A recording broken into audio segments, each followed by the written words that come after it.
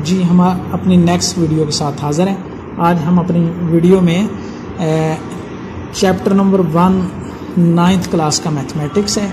Chapter number 1 इसके हमने MCQs solve करने हैं। तो स्टार्ट करते हैं सबसे पहले MCQ से।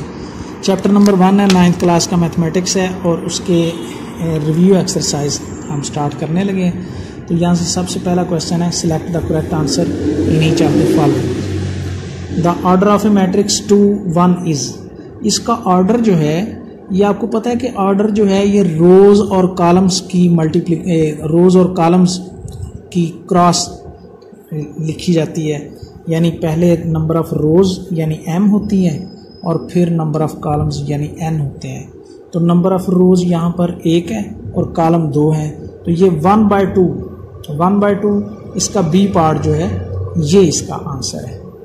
दूसरा क्वेश्चन है कि square root 2 0 and 0 to square root is called dash matrix. ये कौन सा मैट्रिक्स है? तो ये डायगोनल मैट्रिक्स की एक वो किस्म है जिसमें डायगोनल के एलिमेंट्स दोनों सेम हैं। तो अगर डायगोनल के दोनों एलिमेंट्स सेम होंगे तो इसको हम स्केलर मैट्रिक्स कहते हैं।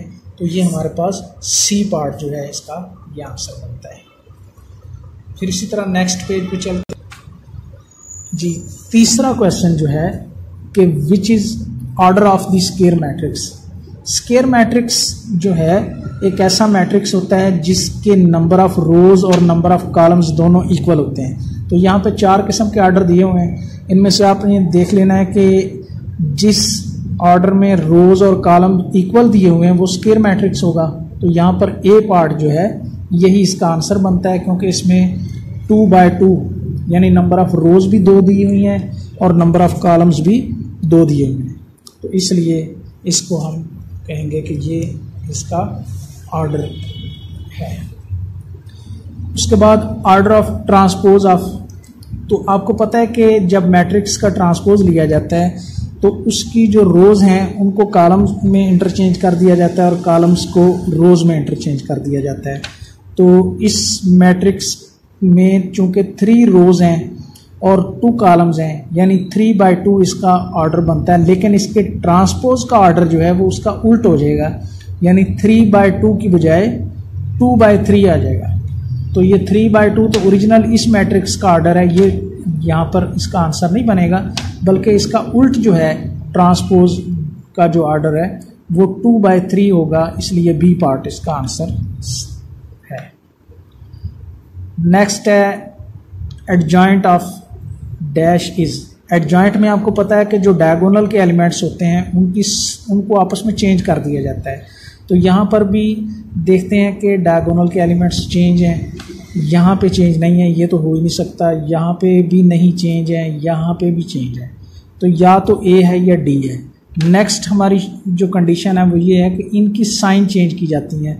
तो इसमें इनकी साइन चेंज है, इसमें इनको बेचारों को खुद चेंज कर दिया गया है। तो इसलिए ये नहीं हो सकता, सिर्फ ए ही है वो इस मैट्रिक्स का एडजॉइंट हो सकता है, क्योंकि एडजॉइंट में जो डायगोनल के एलिमेंट्स हैं उनको आपस में चेंज कर दिया जाता है और रिमेनिंग एलिमेंट्स की साइन चेंज की जाती है। Product of x y and 2 - 1 is. आपको पता है कि जब 2 मैट्रिसेस को जब आपस में मल्टीप्लाई किया जाता है तो फर्स्ट मैट्रिक्स की रो सेकंड मैट्रिक्स के कॉलम के साथ मल्टीप्लाई होती है। इसलिए x और y जो है ये 2 और -1 से मल्टीप्लाई होगा, x 2 के साथ और y -1 के साथ। तो ये बन जाएगा 2x - y, क्योंकि वो आपस में उनकी साइन जो है वो चेंज साथ मिल जाएंगी। तो 2x - y पार्ट सी में आ रहा है, इसलिए पार्ट सी जो है इस क्वेश्चन का आंसर बनेगा। इसी तरह नेक्स्ट चलते हैं नंबर 7 पे। तो यहाँ पे ये दिया हुआ है कि इफ़ द डिटर्मिनेंट, ये जो सीधी लाइनें हैं ये मैट्रिक्स की अलामत नहीं है बल्कि ये डिटर्मिनेंट की साइंस हैं।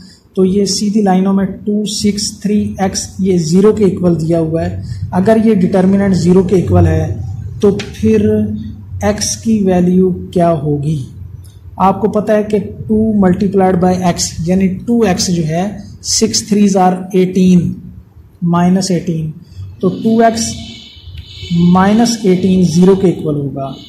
आप मेरी बात को शायद नहीं समझे होंगे, तो मैं आपको पेज के ऊपर ये सॉल्व करके दिखा देता हूँ। तो या फिर यहीं पे सॉल्व कर देते हैं कि 2x -18 इक्वल टू 0 होगा, तो 2x इक्वल होगा 18 के।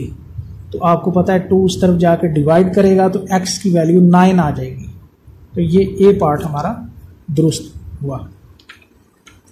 इसी तरह पार्ट 8 पे आप चले जाएं।